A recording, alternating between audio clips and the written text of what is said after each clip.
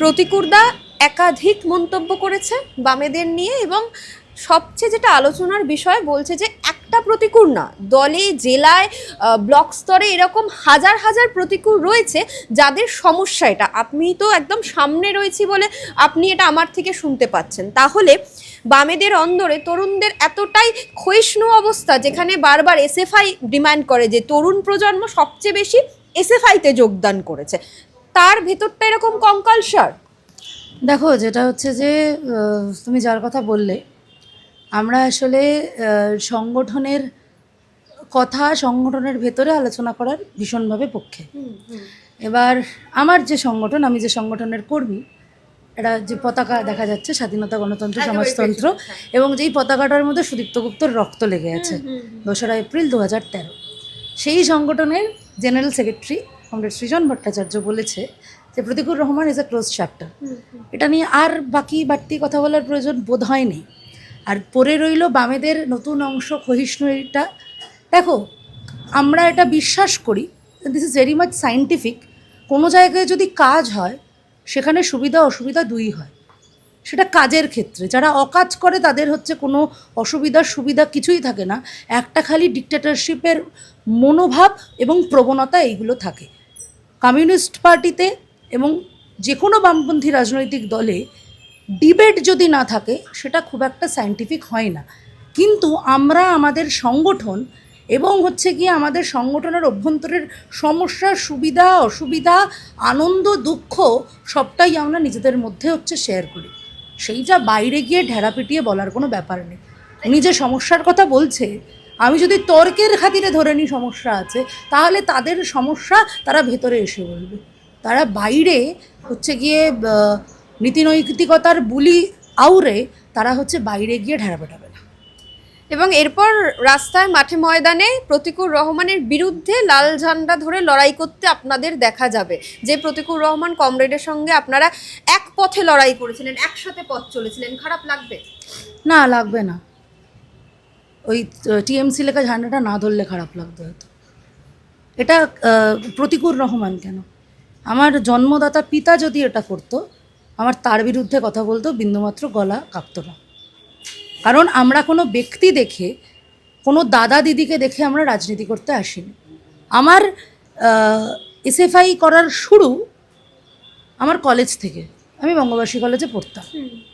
সেখানে দাঁড়িয়ে আমার মনে হয়েছিল যে যারা ক্যাম্পাসে আসলে দাপাদাপি করছে তারা আসলে ছাত্রদের ভালো চায় না। বারবার তাদের টিজ করা, ক্লাস করতে না দেওয়া। আসলে মানুষ যখন দেওয়ালে পিঠ থেকে যায়, ওই ঘুরে দাঁড়ানোর সময় আসলে একটা হাত ধরার প্রয়োজন হয়, লড়াই করার প্রয়োজন হয়। সেই লড়াইয়ের কথা যারা বলেছিল, সেই বার্তাটা শুনে এসএফআই করতে এসেছিলাম। আর যদি সত্যি কারুর থেকে কারুর জন্য মোটিভেটেড হয়ে এসএফআই করতে আসি, সেইটা 2013 সাল। আমি তখন স্কুলে পড়ছি। টিভির স্ক্রিনে একটা রক্তাক্ত দেহ দেখেছিলাম এসএসকেএমএস মানে ট্রলিতে। সেই রক্তাক্ত দেহটার নাম হচ্ছে সুদীপ্ত গুপ্ত। আমি যদি করতে আসি এসএফআই, আমি করতে এসেছি পার্টি। যদি কোনো ব্যক্তিকে দেখে আমি হচ্ছে মনের মধ্যে জোর পেয়েছিলাম যে একটা ছাত্রদের কথা বলতে গিয়ে শহীদ হলো, খুন হলো এবং পুলিশি হেফাজতে খুন হলো, তাহলে সেটা সুদীপ্ত গুপ্ত। আমি কোনো দাদা দিদি, অমুক দাদা তমুক দিদি তাকে দেখে তার সঙ্গে থেকে রাজনীতিটা করতে আসিনি। যখন এসএফআই করতে এসেছিলাম, তার পরবর্তী সময় প্রথমে এসএফআইয়ের কর্মী হয়েছি, তারপরে পার্টির কর্মী হয়েছি। সেটা আদর্শ মতাদর্শকে মাথায় রেখে এবং সেইটাই নিজেকে হচ্ছে গিয়ে এবং নিজেকে এবং নিজের সাথে যাদের একসাথে মানে বন্ধু হিসাবে রাজনীতি করছি, কমরেড হিসাবে রাজনীতি করছি, চেষ্টা করেছি তাদেরকে সেই আদর্শ মতাদর্শে বলিয়ান করার। বর্ণনাদি যখন গল্পটা বলছিল সুদীপ্ত গুপ্তর, আমার তখন মনে হচ্ছিল যে আমার যে বন্ধুরা, বেশিরভাগ বন্ধুরাই এসএফআই করে, এবং আমি তখন তাদের জিজ্ঞাসা করেছিলাম যে এসএফআই কেন করিস? অনেকেই প্রতিকূরদার উদাহরণ দিয়ে বলেছিল যে একটা লোক মার খেয়ে কবরে পড়ে আছে, তাকে উঠিয়ে নিয়ে আসা হয়েছে, তারপর সেখান থেকে সে রাজনীতি করেছে। বর্ণনাদি আমি দেখেছি যে এসএফআই যেসব লিডাররা রয়েছে তাদের মধ্যে আমার বন্ধুরা প্রতিকূরদাকে অনেকটা এগিয়ে রাখতো, কারণ তার আন্দোলনের জন্য বিদ্রোহের জন্য। তারা কি আজকে কোথাও গিয়ে মনোবল হারাবে? দেখো, যদি আদর্শ মতাদর্শের প্রতি বিশ্বাস থাকে তাহলে মনোবল হারাবে না। তুমি একটা প্রতিকূলতার কথা বলছো যে মার খেয়ে পড়েছিল, হ্যাঁ, হ্যাঁ। আমার নিজের খেয়ালে আছে, খুব সম্ভবত যদি ভুল না বলি 2013 কি 14 সাল, আমার এক্স্যাক্ট খেয়াল নেই। সেই কমরেড খুব অল্প বয়সে অসুস্থ হয়ে কার্ডিয়াক অ্যারেস্ট হয়েছিল, মারা গেছিলো 2017 সালে 19শে মে। আমাদের রাজ্যের সম্পাদক মণ্ডলীর সদস্য ছিল, তৎকালীন হুগলি জেলার সেক্রেটারি ছিল অর্ণব বোস। গোঘাটে না নদীর পাড়ে মরে গেছে বলে ফেলে রেখে গেছিলো। 27 বছর বয়সে একটা ছেলে মারা গেছিলো। আজকের দিনে দাঁড়িয়েও আমরা তো সভা করতে যাই, এইখানেই ছবি লাগানো আছে এই ওপরে, ঠিক আছে, নদীর পাড়ে ফেলে রেখে গেছিলো। তাহলে যারা প্রতিকুর রহমানের মুখটা মনে করবে যে এত কিছু লড়াইয়ের পরে যারা মেরেছে তাদের কাছেই গিয়ে আত্মসমর্পণ করেছে, তাহলে সেই আত্মসমর্পণের বিরুদ্ধে দাঁড়িয়ে যারা জীবনের শেষ দিন পর্যন্ত যে স্বপ্নটা দেখেছিল যে গায়ের ওপরে একটা শ্বেত পতাকা আর একটা লাল পতাকা থাকবে, তারা স্বল্প জীবন হতে পারে, সেই স্বল্প জীবনে যখন সেইটাকে অ্যাচিভ করেছে, তাহলে তার কথাটা বোধহয় বেশি করে মনে রাখবে।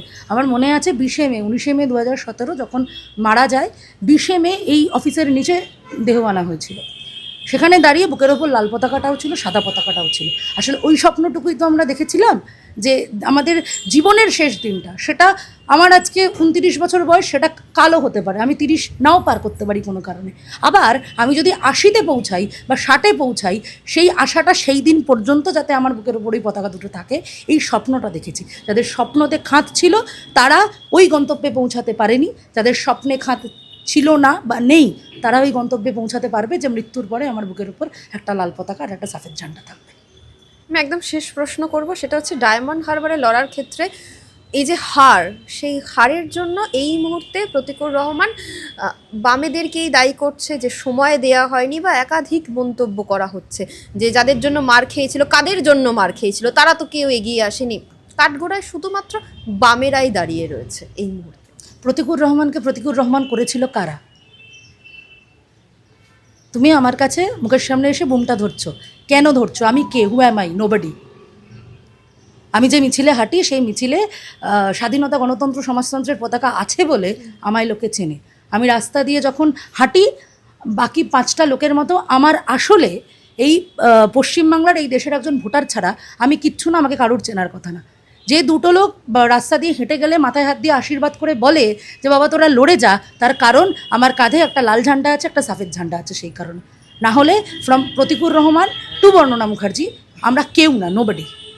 সংগঠনের মানে আমরা তো সংগঠনের থেকে ঊর্ধ্বে নই। সংগঠনের থেকে ঊর্ধ্বে যখন মানুষ উঠে যায় তখন তার বিচ্যুতি হয়। আসলে পতনের হয়তো অনেক সময় শব্দ হয়, অধঃপতনের তো শব্দ হয় না, এইগুলোকে আমরা অধঃপতন হিসাবেই দেখছি। আর বারংবার ইতিহাস সাক্ষী আছে, একেবারে শুধু ভারতবর্ষ নয়, গোটা বিশ্বের মুক্তিগামী মানুষের ইতিহাস হচ্ছে সাক্ষী আছে, যারা আত্মত্যাগ করে ইতিহাস তাদের মনে রাখে, আত্মসমর্পণ যারা করে ইতিহাস তাদের মুছে দেয়। যে মুছে দেওয়ার খাতায় নাম লিখিয়েছে তাকে নিয়ে আর বেশি কথা বলার কোনো প্রয়োজন নেই।